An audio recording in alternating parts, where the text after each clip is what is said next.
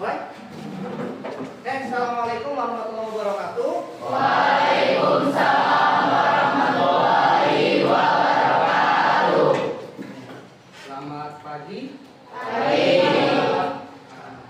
Mana kabarnya hari ini, sehat? Sehat. Oke, kalau sehat semua alhamdulillah. Nah, sebelum kita mulai seperti biasa kita berdoa dulu. Silakan ketua kelas untuk memimpin doa terlebih dahulu. Ayolah kawan, sebelum kita belajar yang terbaiknya kita berdoa. Doa mulai.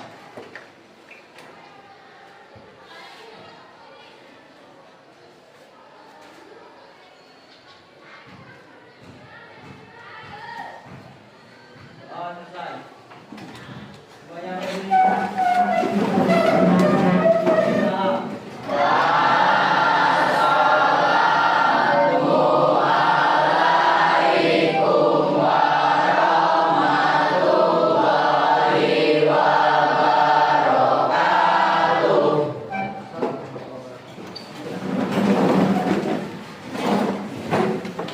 Nah, sebelum kita mulai pembelajaran pada hari ini, bagaimana, sudah siap belajar? Siap. Kalau sudah siap, tolong cek dulu di samping kiri kanan dan sorotannya dan lacinya sudah ada sampah. Cek sampah dulu, ya? Ada sampah, ada sampah. Kalau ada buang dulu, buang dulu. Sampah Pak yang dibuang, jangan yang lain, ya? Silakan dulu, buang dulu.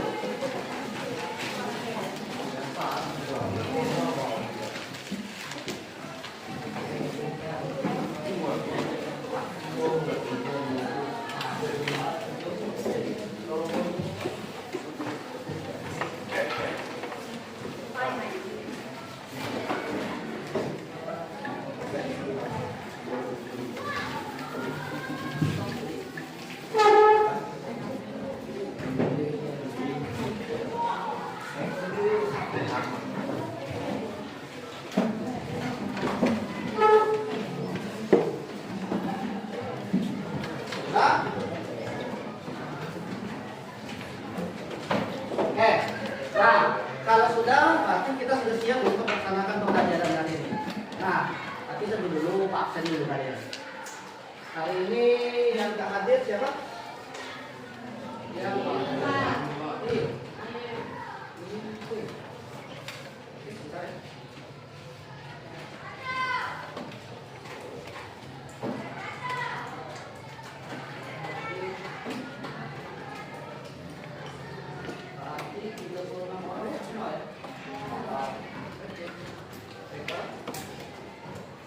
Nah, sebelum kita mulai, masih ada ingatnya pembelajaran kita sebelumnya tentang manusia purba? Masih ya? Oke, Pak coba dulu. Nah, kalau kalian masih, ada berapa jenis manusia purba yang ada di Indonesia ini? Ada berapa jenis? Ada berapa jenis manusia purba yang ada di Indonesia? Tiga. Siapa yang berani? Angkat tangan. Jenis manusia purba yang ada di Indonesia. Ini menyangkut tentang pembelajaran kita selanjutnya ya. Nah, tapi sebelum kita masuk ke materi kita, nah kita ingat dulu. Ada berapa jenis manusia purba di Indonesia? Tiga. Oke, siapa yang berani? Angkat tangan. Saya. Oke, ada berapa jenis? Tiga. Tiga. Kamu sebutkan. Meganteropus, Oke, satu. Paleojavanicus, Oke, satu ya. Yang kedua. Pithecanthropus, Oke. Echetus, dan jenis Homo placatis, Homo solonsis, dan Homo pyrasinensis. Oke, kita tepuk tangan dulu. Jadi tadi ada 3 jenis manusia purba di Indonesia. Supaya jangan terlalu susah nyebutnya, gini. Satu itu jenis Meganteropus ya. Nah, Meganteropus, Paleojavanicus ya. Yang kedua jenis Pithecanthropus. Pithen ya. Pithen mereka lah. Tropus erectus ya. Yang ketiga itu jenis Homo. Walaupun Homo ini kan terbelah lagi ya. Ada Homo wajakensis, ada Homo soloensis, ada Homo colorensis, dan terakhir Homo sapiens. Nah, Pithecanthropus juga begitu. Ada Pithecanthropus erectus dan sebagainya. Nah, kira-kira ada yang tahu dah apa arti dari Pithecanthropus erectus itu? Angkat tangan. Yuk, berani. Berani angkat tangan yuk. Ada yang tahu? Ada? Oke. Coba lagi diingat-ingat kembali apa itu arti dari Pithecanthropus erectus atau Meganthropus paleojavanicus. Yang Meganthropus ada yang ingat? Ada yang masih ingat? Homo? Oke, Pak ulangi lagi ya. Yang Meganthropus itu artinya manusia raksasa yang berasal dari Jawa. Sedangkan Pithecanthropus adalah manusia kera yang berjalan tegak. Ada? Temu dah? Ada ya? Oke. Dan yang Homo itu artinya adalah manusia berbudaya. Berarti manusia itu sudah mengalami kemajuan. Ya. Nah, itu mengenai sepintas mengenai jenis manusia purba yang ada di Indonesia. Nah, nantinya kita sekarang akan memasuki pembelajaran bagaimana cara kehidupan mereka. Ya, bagaimana cara kehidupan mereka? Adakah hubungan antara cara kehidupan manusia purba dengan keadaan kita sekarang? Menurut kalian kira-kira ada ya hubungan? Ada? Tidak ada? Ada. Cara kehidupannya? Ya? Oke. Jalan tadi tu. Tu mati dia be. Iya kan? Tahu lah. Ulang lagi. Kucu Kucu memang. Lama. Entah dia ada di jam peng. Hah? Oke, ada apa kan? Rumah deh rumah. Ngomong nggak ngomong.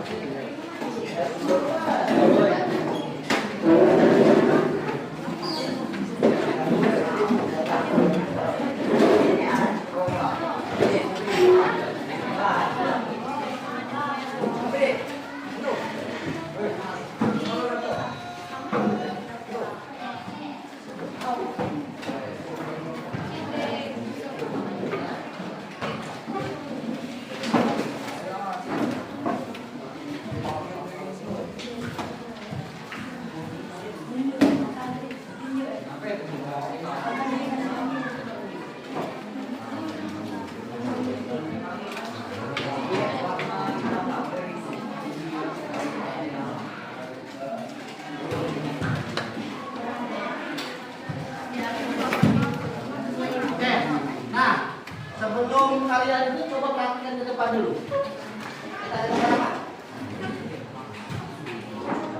Hasil lukisan manusia purba. Oke, ini adalah kesenian yang dihasilkan oleh manusia purba. Jadi jangan kita beranggapan bahwa manusia purba belum menghasilkan kesenian. Ini bentuk keseniannya. Salah satu bentuk hasil budaya yang dihasilkan manusia purba itu berupa lukisan yang ada di dinding-dinding goa. Ya? Nah, ini bentuknya. Nah, kalau kalian lihat ini, apa yang terbenak di kalian? Kira-kira menurut kalian ini pemikirannya apa sih sebenarnya? Nah, apalagi kira-kira? Jadi intinya apa nih? Lukisan ini? Apa gambaran inspirasinya? Peperangan, Pak. Peperangan. Gerak. Apalagi? Yuk, silakan. Apa? Kehidupan manusia purba zaman dulu. Oke. Nah, jadi setelah kalian melihat ini, sebenarnya yang menjadi inspirasi, kalau bahasa kita itu apa ya? Menjadi pemikiran ketika mereka melukis itu sebenarnya mereka itu menggambarkan kehidupan mereka sehari-hari. Jadi gambaran kehidupan mereka sehari-hari mereka lukis di dinding gua menggunakan batu, menggunakan darah dan sebagainya. Ya, hasilnya jadi ini. Ya, oke, paham kira-kira? Jadi kalau kalian membuat lukisan itu harus ada inspirasi. Tidak bisa membuat lukisan itu asal-asal bayar. Misalnya, Pak, yang kamu buat lukisan mobil. Jadi kadang-kadang kan beda. Ada yang buat lukisan mobil bis, ada mobil Ford, ada mobil apa itu? Odong-odong misal sebagainya.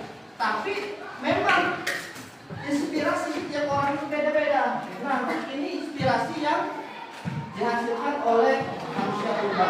Oke, kita balik ke sini dulu. Nah, ini ada corak kehidupan masyarakat pra-aksara. Apa pra-aksara? Ada yang tahu? Corak kehidupan masyarakat pra-aksara. Apa? Ada yang tahu? Ayo.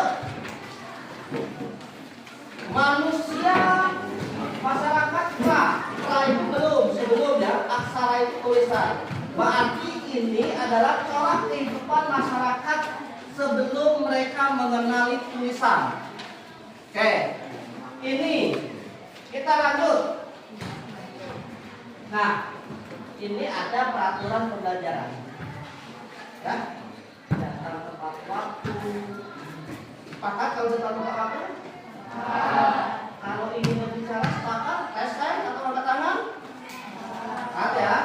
Terus diharapkan fokus selama pembelajaran. Sepakat. Oke. Ini dilarang ngobrol. Ya. Dilarang makan selama pembelajaran. Nah, ini opsional. Nanti apabila kalian mengalami kendala untuk mencari informasi, bolehlah. Tapi dilarang untuk memainkan HP secara pribadi.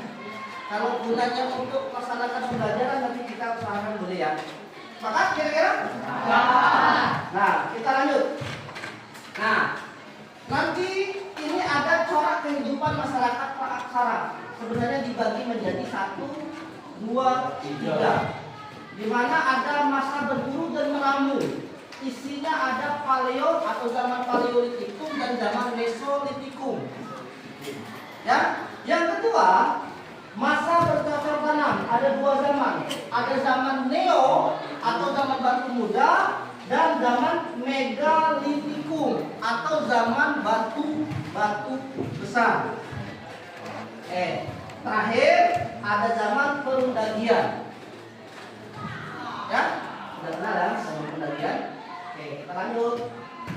Ini ada masa berburu dan mengumpulkan makanan. Apa ini?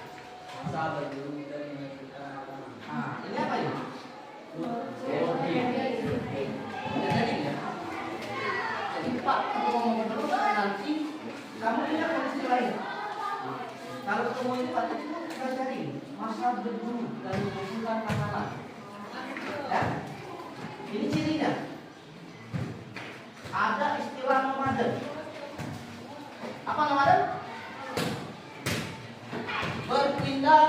berpindah tempat dari satu tempat ke tempat lain. Ya, kenapa dia berpindah?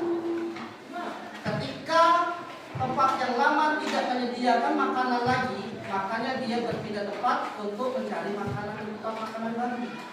Itu manusia purba. Jadi istilah ini sering dipakai untuk membuat soal ya istilah itu. Terus selanjutnya apa ini? Ya, sudah dibakar apinya, dipakai, dibuang. Terus senjatanya masih dalam bahan dengan kasar. Itu zaman ini. Kita lanjut. Nah, tolong perhatian. Ini ada tumpukan kerang. Apa bacaannya? Sebutan tumpukan kerang hasil dari makanan manusia purba ini, sebutannya kojonikir ini. Ini hasil peninggalan pada masa food catering tadi. Ya. Ini apa tadi? Lukisan dinding. Oke. Ini apa? Ini apa?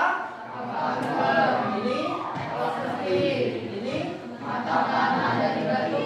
Ini nah, ini hasil kebudayaan pada masyarakat atau pada zaman Meso dan Paleo. Ditikung ya, zaman batu tua dan zaman batu Madia atau tengah ya. Kita lanjut. Nah, beda banget. Tadi ada pun dan dari sekarang ada pun ya. Produksi ya. Produksi ya. Nah, ini ciri-ciri ya. Berarti manusia purba pada saat ini sudah bisa memproduksi makanan itu sendiri. Mulai menetap ya untuk memproduksi makanan sendiri. Maksudnya bukan mesin ya, tapi nanam maksudnya menanam sendiri ya.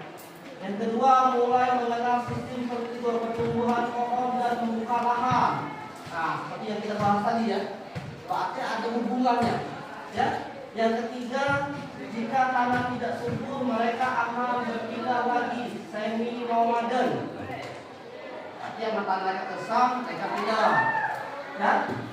Yang keempat, membuat alat-alat bercocok tanam seperti mata panah, beliung persegi, gerabah, kapak kolong dan perhiasan. Tapi ada perhiasan, walaupun dalam itu sederhana. Ya. Ada dan sebagainya. Lanjut mengenal domestikasi hewan liar. Jadi mereka sudah menjinakkan hewan-hewan liar, ya, untuk dijadikan hewan ternak pada saat produksi. Oke, kita lanjut. Ini peninggalannya, ya. Ini apa? Tolong perhatian. Ini apa?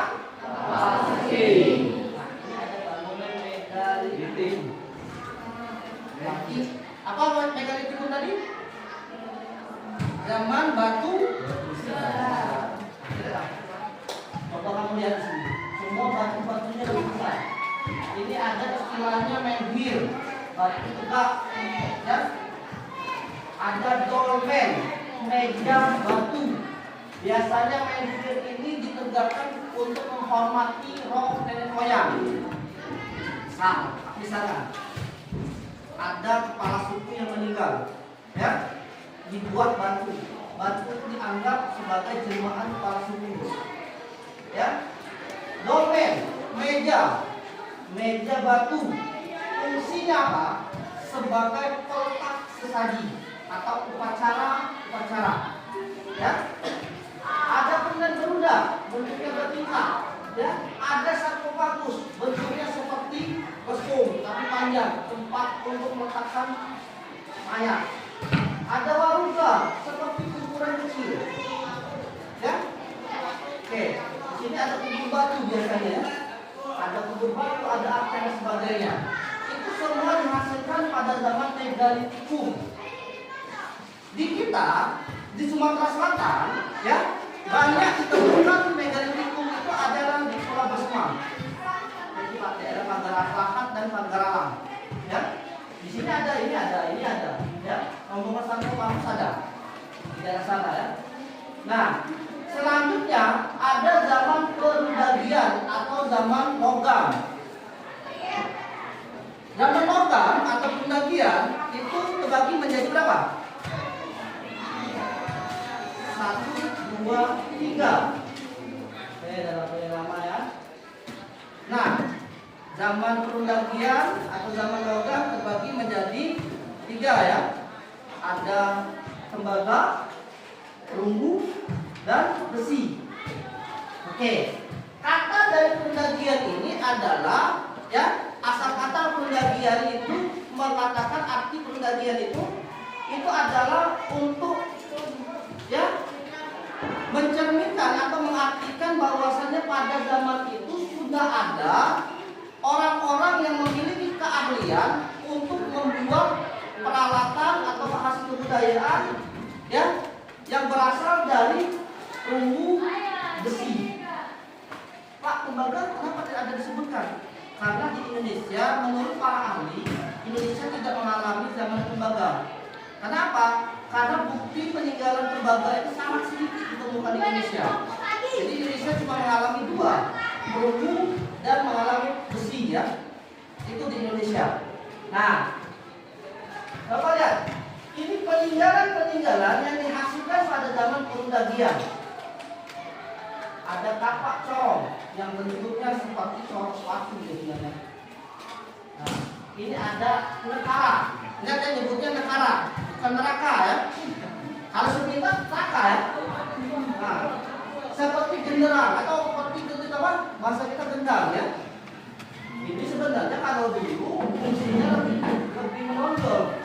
Ya, ini bisa digunakan pada tapi lain tempat, lain gunanya. Ada bisa digunakan sebagai genderang, ada digunakan sebagai untuk upacara, ya, ada digunakan sebagai untuk kegiatan pernikahan dan sebagainya.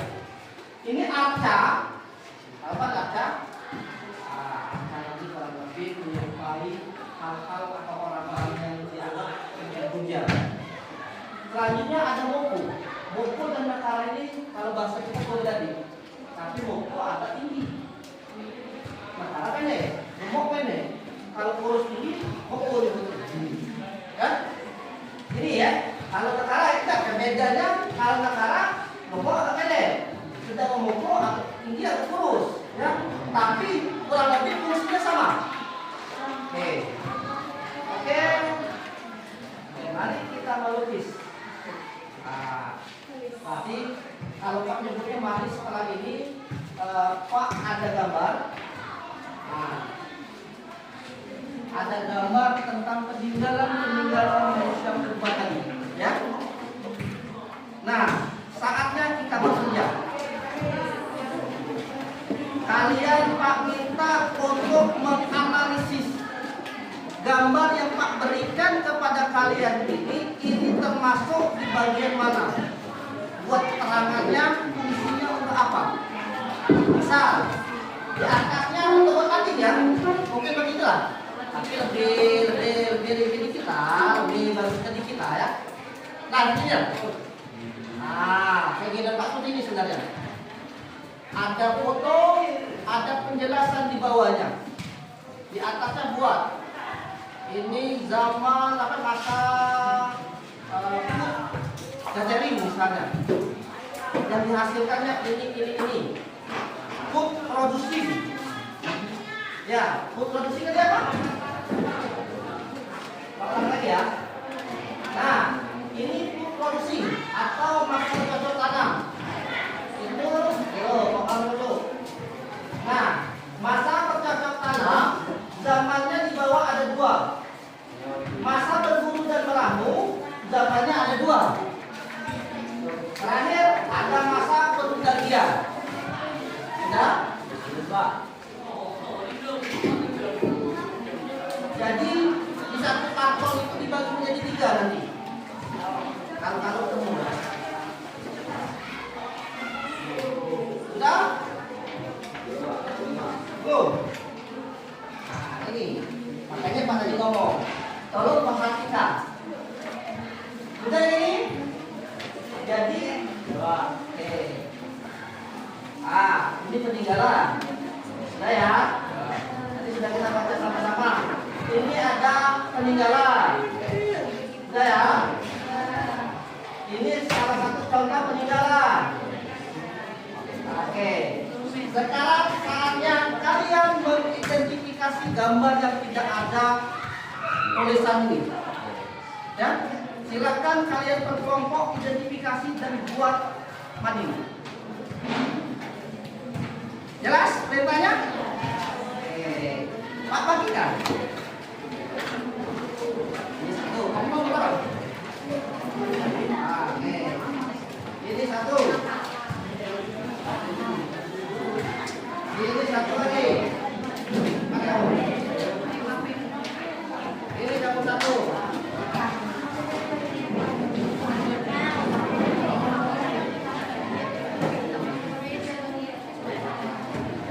Ini kelompok kamu. Ini kelompok kamu. Ini Pak tambah lagi. Jangan nakal.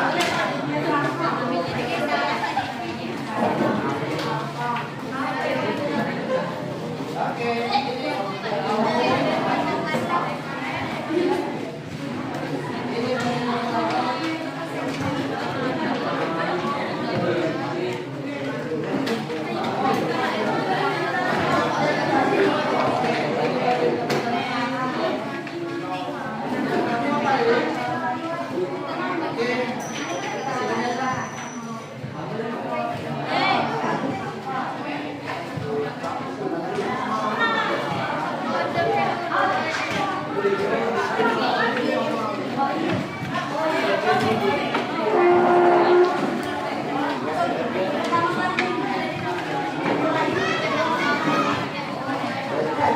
kamu apa aja ada Pak?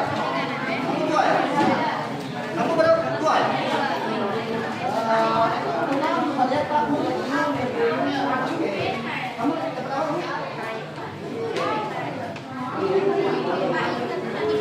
Ya, ini bel. Kasih nyala di bawah.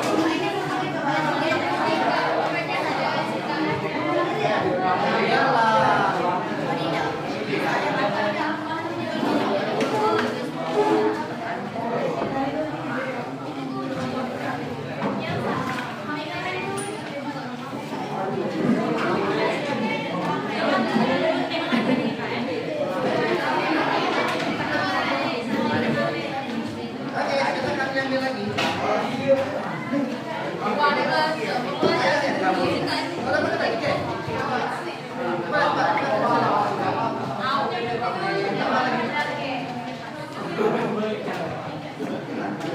Spesial nama banyak kan? Oke. Silakan kalian identifikasi dan dibuat di kantong. Ya. Yang itu ya. Nama.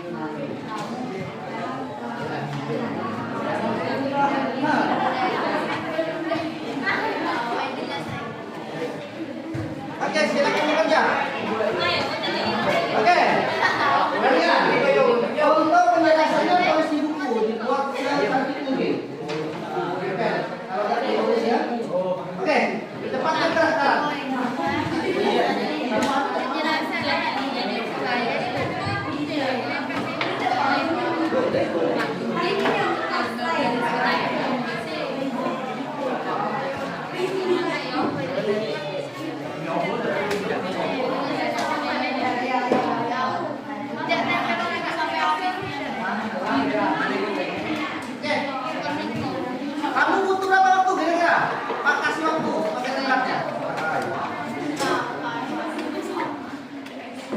Pak kasih waktu setengah jam ya. Saya. Kalau seluruhnya bekerja benar-benar selesai. Boleh yang ada karyawan.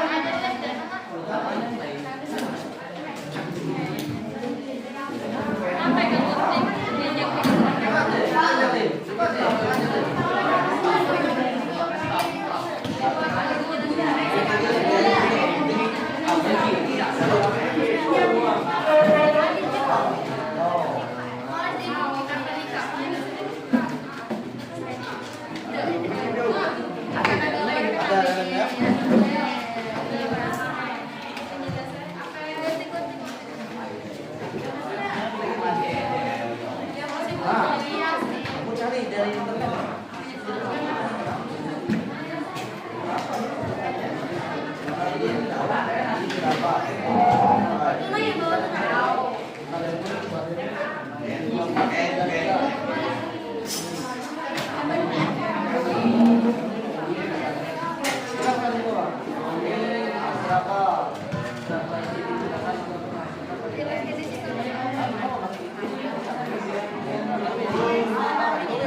Jadi kamu juga di mana di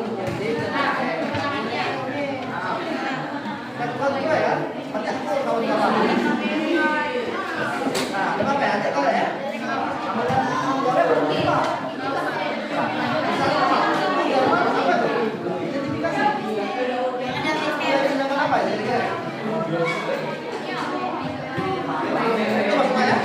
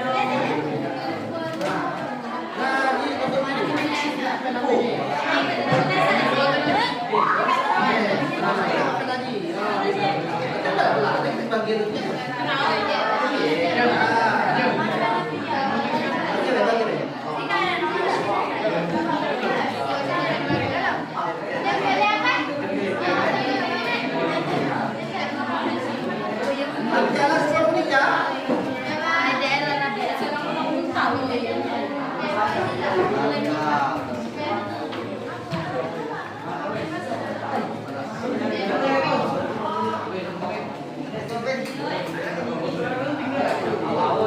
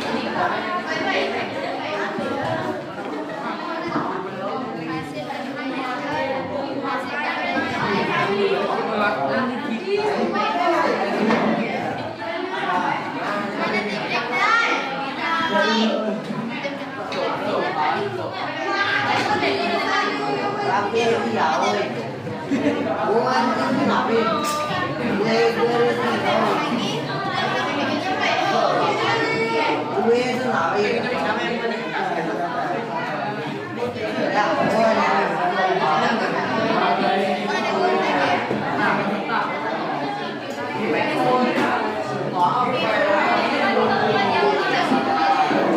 lagi kita keluar. Mata mandiin.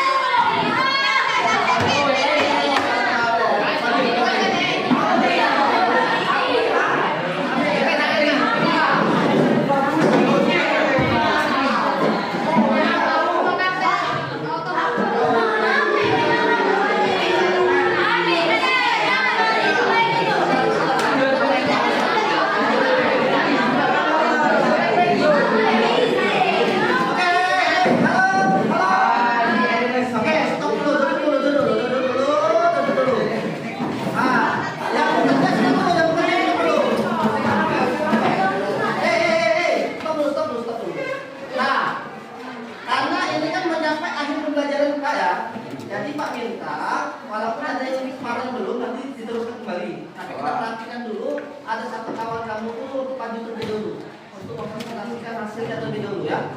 Kamu perhatikan dulu. Pegawainya stop dulu pegawainya. Kaki pakai diteruskan lagi. Oke, kira-kira? Oke, pegawai stop dulu. Pegawai stop dulu. Oke, silakan. Jelas. Yuk. Oke, perhatikan dulu.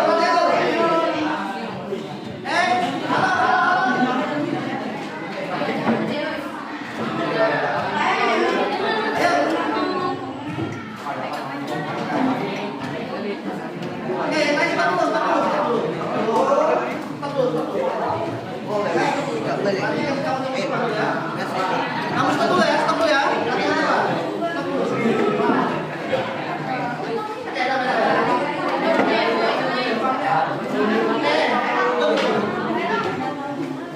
Oke. Karena kita masuk video, masuk Pak, perhatikan dulu depan ya. Nah, ini ada hasil dari kawan-kawan kalian. Coba kita dengarkan terlebih dahulu.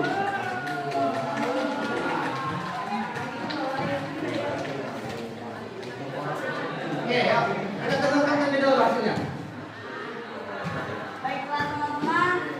Assalamualaikum warahmatullahi wabarakatuh. Waalaikumsalam warahmatullahi wabarakatuh. Di sini kami akan mempresentasikan hasil kerja kelompok kami.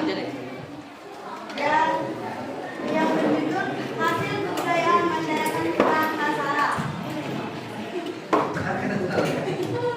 Yang pertama itu ada negara, pemuluh atau bejana pemuluh kuno. Fungsi dan kegunaannya.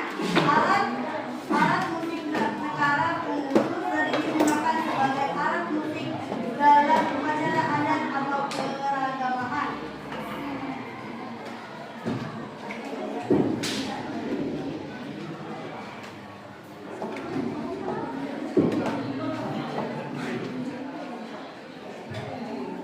Pada itu ada kapak penguruh, fungsinya dan penggunaan, alat pertanian atau pertukaran, senjata, simbol status. Oke. Lanjut apa lagi? Yang ketiga itu ada arca penguruh yang menggambarkan figur manusia atau dewan dengan hiasan kepala menyerupai tanduk atau cabang. Fungsi arah semacam ini mungkin digunakan dalam upacara keberagamaan atau ritual tertentu. Selanjutnya ada lesung atau alu.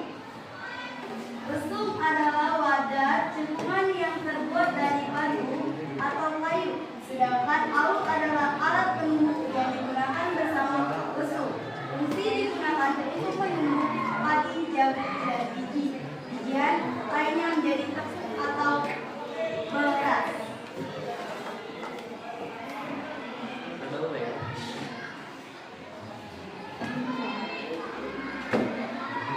Selanjutnya yaitu ada lukisan dua atau seni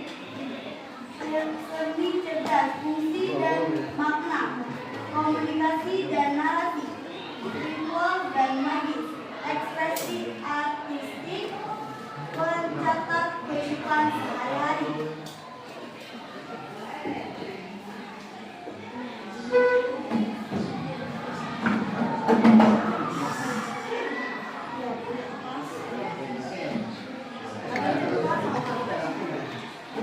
Sekian penjelasan kami tentang hasil kebudayaan masyarakat Prakarsara. Kami tutup. Wassalamualaikum warahmatullahi wabarakatuh. Waalaikumsalam warahmatullahi wabarakatuh. Aku luruskan dulu sedikit, ini luruskan. Ini bukan lesung, tapi ini satu kardus peti mayat yang terbuat dari batu. Ini namanya kubur batu ya. Berarti kubur batu. Berarti di zaman megalitik dulu orang-orang itu dikubur, tapi patokannya itu batu semua. Ya. Oke. Sudah bagus ya? Oke, kita tepuk tangan dulu.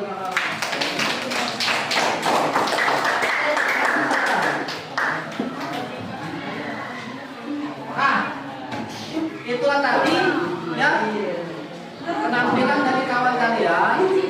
Nah, ini kan masih banyak yang belum nih, ya. Oke, silakan disempurnakan lagi, ya. Tapi ada pokok hal yang paling Pak garis bawahi yang perlu kita ambil ya. Bahwasannya yang harus kita pelajari dalam pembelajaran kita hari ini itu yang pertama. Di situ di manusia purba, kan kita tahu manusia purba sudah lama. Kalau menurut sejarah ya, sampai sekarang kita juga keturunannya.